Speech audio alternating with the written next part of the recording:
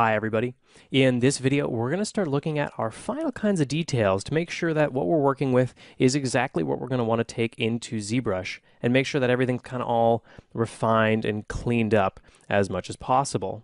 Now, one thing I do want to do is just adjust my material here. It's just a little bit bright. It's not really matching the concept anymore, especially now that I have the appropriate kind of color scheme to go with it.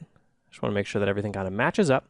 And in fact, I am going to add in one more material here for the stone. Again, it's really good when you're kind of working with this kind of stuff to just make sure that all your materials are correct and looking the way that they should so that you've got something to work with that is the most reminiscent of your concept as possible, just to make sure you're not kind of missing any invaluable details that might exist therein. So just pull that out a little bit more too. I think there might be a little bit more space and size that I could give to this piece as well. There you go. So now let's just kind of pull this out a little bit here. Just pull this down. Having that all kind of drawn out in this way helps us really get a sense of if we're working with this thing the way that we need to. Now, one thing we can do is go to high quality mode. And what's useful in this is that we can just kind of let the screen pause for a moment. And usually what'll happen is our ambient occlusion will set in and we'll start to be able to see our shape just a little bit better than we did before. And that's working out pretty decent. Now, the thing we can start to figure out is, do we start to add in these small lines and crevices and cracks and things like that? And I would say for me personally, no. I am taking this model into ZBrush, so a lot of those details I find to be much easier to make inside of ZBrush than anywhere else. So I prefer to keep stuff like that inside of ZBrush rather than over here inside Max, where they're a little bit more of a hassle to work on. Now, one of the things that I do want to do is potentially start to add just a little bit more sort of substantiability to these pieces here. So for example, this piece, it looks nice, but it doesn't really connect in here in any kind of logical way. It doesn't really fit properly on this surface. So we do want to make sure that that's kind of figured out in a bit more of an interesting way. So there's a couple things that we're going to have to edit here to make sure that this works well inside of ZBrush or anything like that. So let's just edit this a little bit. So in fact, in this case, I do want to kind of maybe remove this symmetry or potentially add a little bit of geometry here that isn't there normally. So this shell I don't think is helping me anymore. Let's just try to pull this down here and see if we can remove it entirely. So let's just collapse this in. And now we've seen that this is, with a collapse, turned into an editable mesh, and that's not what I want to use. So again, just drop down an editable poly, right click and do a collapse 2 again, and this will convert into an editable mesh without us having to collapse or remove or change our geometry in any way. So that works out pretty decent. So let's just see here. Now what I want to do is add just a little bit more shape to this, add in just a couple extra edges here. So for example, let's just add in a little bit of geometry here to kind of push this whole thing together. I'm going to extrude this in and let's just kind of pull this together a bit. I think something like that will actually work pretty decent for us without having to do too much finagling with that shape. Of course, this thing itself becomes a little bit unwieldy, but that's fine. We can kind of come back to it later. But now the shape that we create here will connect a little bit better inside of this area here, and will actually look like it's connecting with these pieces inside as well, which I think is a positive. Now, it doesn't match the concept. The concept doesn't have anything like this on it. You can't really see it. But it makes this make more sense functionally speaking, so it's absolutely worth keeping and doing. We can still, of course, adjust any of these kinds of proportions here where they're not appropriate anymore. So places like this, we could start to try to drag up or align up a little bit better with the existing piece here. So in cases like this, it starts to get a little bit confusing to deal with, so it can be worth it to just take this piece here. We can copy that symmetry and just do a collapse 2, and then we can start editing this piece, but we could still drop down a paste of that. Let's just drag this down here. Let's remove these and just see what our mirror looks like. Now, in this case, it's not necessarily doing what we want. It's not quite in the right position. If we need to make sure that that works a little bit better, you can select the model by itself or just the edges that you want. And you could drop down another symmetry. And in many cases, it'll appear in the general area where it's supposed to. like this. There we go. Just got to rotate it into the right spot. But a lot of times being able to select those edges, there we go, we can see that that's working perfectly, will allow you to drop a modifier on top of the exact location that you need it to be. So that works pretty decent. This one might not have been the correct one. Oh, my copy and paste did work. Well, doesn't really matter. Not a big deal in this case. I'll drop down another symmetry over top of this whole piece here. Let's just affect our pivot, align it to this object. Perfectly fine. Whenever you lose things like that, it's really not worth trying to bring back. It's much easier just to kind of duplicate and put back into its proper location anyways, in case it was not there in the first place. There we go. Perfect. So in this case, we can see two ways to do that symmetry if you need to. But now we can grab this piece here and start to adjust it in a way that's going to maybe make a little bit more sense for ourselves. Let's just kind of pull this up a little bit. Maybe up into this section here, because I think that'll start to look a little bit more reasonable.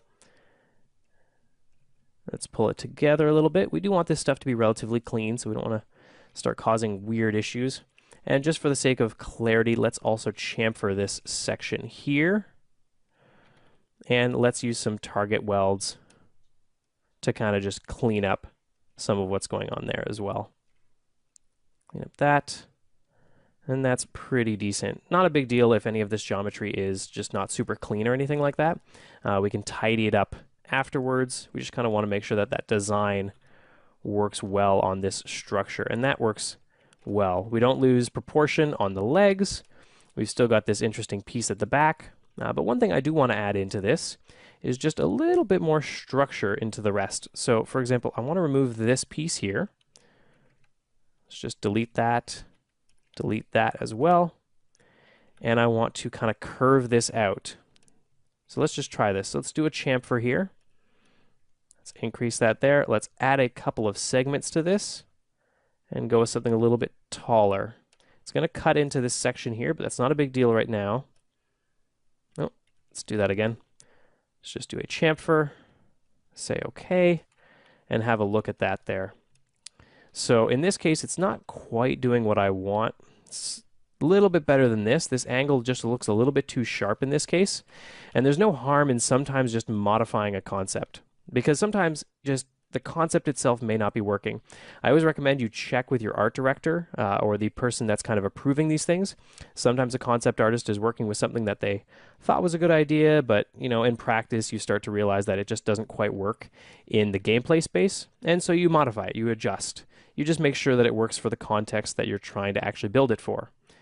And in this case, for example, I'm going to collapse down this symmetry one more time. Collapse 2. And adjust this position, because I think that this is also just going out a little bit too far for the shape that we're working with here. I want to make sure that this overlaps nicely with the rest of what's going on here. And let's just grab this section as well and pull this in a bit more, I think. These pieces may just need just a little bit more breathing room with each other. And I think that'll actually pan out better for the design in general. Let's just give that right there. So we line some of these parts up just a little bit more. There we go. I think that's going to work a little bit better, read a little bit better. Let's just pull these in too. So again, as I pull this in, all of it's going to go in everywhere else as well. Let's pull out a little bit here. I think that'll work pretty decently. I will come back to this edge, and I don't want it to be quite so much as what I was doing before. Let's just chamfer it, give it a little bit of distance there, and a little bit of a curvature. I think that's going to read better and look better in general than what we had in the first place. Now, of course, if you want to push a certain shape out in any kind of way, such as this section here, let's say we want to take this whole thing and just kind of push it out. Now, there's a few things we can do. In Max 2017, we've got local aligned, which kind of just pushes things out in the general direction of the shape that you have. It's really, really useful to work with, and I actually quite like it. It's one of the few updated features for 2017 that I'm really happy with for these kind of things. Let's just bring that back off and flatten this shape as well. And let's just kind of flatten this section here so that that looks like a proper end of this piece. There we go. So that's pretty decent. That's going to look good there. We give a little bit more shape to this surface and kind of clean it up a little bit. So that's going to work out pretty decent for us. There's a couple more things that we might just be missing here. This piece we could duplicate down and test out just to make sure that we want to keep this piece. So just got to get the right gizmo selection here. Kind of pull this into this position because we're actually missing that section right here. And again, we use our snaps to kind of just put these things where they should go. You know what, let's just snap it all together in there. Pull it in like this. Pull that over.